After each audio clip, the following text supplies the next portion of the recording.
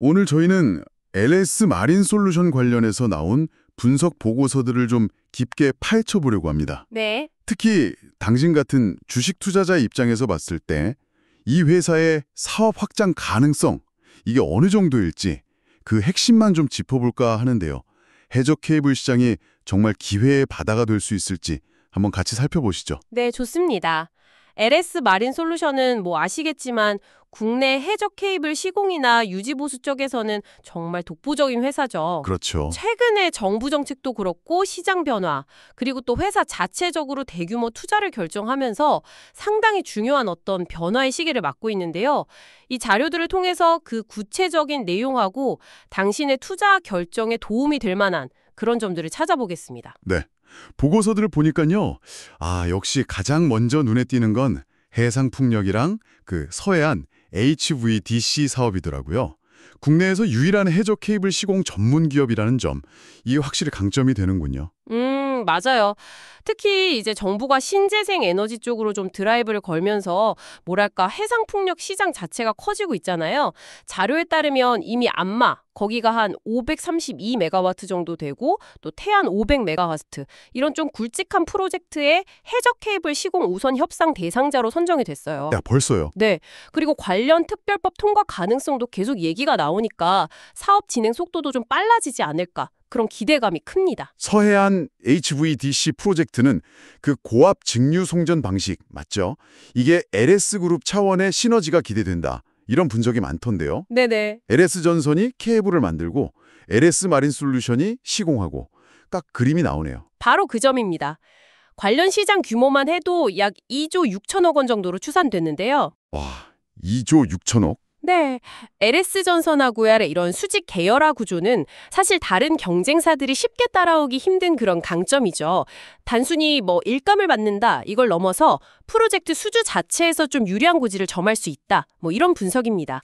보고서들은 한 2026년부터는 본격적으로 수주 소식이 들려올 가능성이 높다. 이렇게 보고 있더라고요. 근데 이런 큰 기회들을 잡으려면 결국에는 시공 능력이 중요할 텐데요. 그렇죠. 최근에 발표된 그 약 2,800억 원 규모 유상증자, 그러니까 신주 발행해서 투자 자금 모으는 거예요. 이게 이것과 결연이 깊은 거겠죠? 네, 핵심이 바로 그겁니다. 그 자금으로 뭘 하느냐? 약 3,500억 원을 투자해서 13,000톤급의 아주 큰 케이블 포설선, CLV라고 하죠. 이걸 새로 만드는 데 있어요. 기존에 가지고 있던 설비로는요, 점점 더 길어지고 규모가 커지는 글로벌 해적 케이블 프로젝트를 따내기에 좀 한계가 명확했거든요. 13,000톤급이면 어느 정도 규모인가요? 그 투자가 왜 그렇게 결정적이라고 보는 건가요? 기존 주력 선박이 GL2030이라고 있는데 이것도 8,000톤급으로 증설할 예정이긴 합니다만 13,000톤급은 정말 차원이 다르다고 봐야죠. 네. 훨씬 더 길고 무거운 케이블을 한 번에 실을 수가 있고요.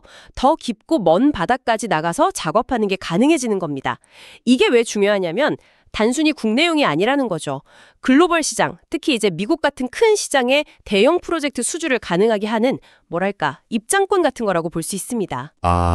글로벌 진출의 발판이 되는 거군요. 맞습니다. 보고서들을 보면 이 신규 CLV가 2028년 1분기에 도입되면요. 연간 한 1,500억에서 2,000억 원 정도? 그 정도 신규 매출을 올릴 수 있다고 분석하고 있어요. 특히 LS전선의 미국자 회사, 그 LS 그린링크 공장 가동 시점하고 딱 맞춰서 시너지를 극대화하려는 그런 전략적인 포석으로 읽힙니다. 와, 연 1,500억에서 2,000억 원 추가 매출이면 정말 회사 규모 자체가 달라지는 이야기인데요. 그렇죠. 근데 투자자 입장에서는 당장 유상증자 때문에 내 주식 가치가 좀 희석되는 거 아닌가? 이런 걱정이 먼저 들 수 있거든요. 이 부분은 어떻게 봐야 할까요? 네. 충분히 가질 수 있는 우려입니다. 단기적으로 주가 영향이 없을 수는 없겠죠. 하지만 분석 자료들의 대체적인 시각은 뭐냐면 이 CLV 투자가 가져올 중장기적인 성장 잠재력, 이게 단기적인 주주가치 희석 우려를 충분히 덮고도 남는다라는 겁니다. 당장 2026년부터 HVDC나 해상풍력, 또 해외 수주 같은 성장 엔진들이 본격적으로 돌아갈 거라는 기대감이 크고요. 또 증자로 확보된 자금으로 부채를 좀 갚으면서 재무 구조가 탄탄해지는 효과? 이것도 무시할 수 없다고 보고 있습니다. 물론 그래도 시장 경쟁이 갑자기 치열해진다거나 예상 못한 기술 변화 같은 변수들, 이런 건 항상 염두에 둬야겠죠. 분석가들도 이런 리스크는 지적하고 있고요. 당연합니다. 특히 글로벌 시장으로 나가면 경쟁 강도는 훨씬 높아질 테니까요.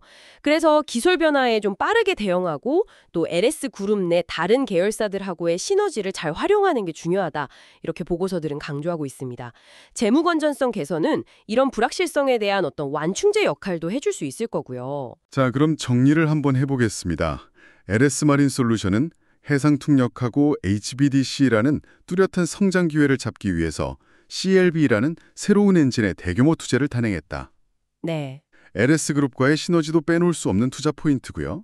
자, 이 정보들이 당신의 투자 결정에는 어떤 의미를 가질까요? 해상 풍력 확대하고 전력망 투자라는 이 거대한 흐름, 이 파도에 올라탈 준비가 된 기업이다. 이 점은 분명해 보입니다. 성장 스토리가 상당히 구체적이잖아요. 네. 다만 모든 투자에는 빛과 그림자가 있듯이 단기적인 부담하고 장기적인 기대 사이에서 좀 균형 잡힌 판단이 필요하겠죠. 여기서 우리가 한 걸음 더 나아가서 던져볼 질문은 이겁니다. 과연 이 3,500억 원짜리 CLB 투자가 단순히 LS 마린 솔루션의 덩치를 키우는 걸 넘어서서 정말 글로벌 해저 케이블 시장의 판도를 흔들 만한 게임 체인저가 될 수 있을까요? 이 질문에 대한 당신의 생각은 어떠신가요?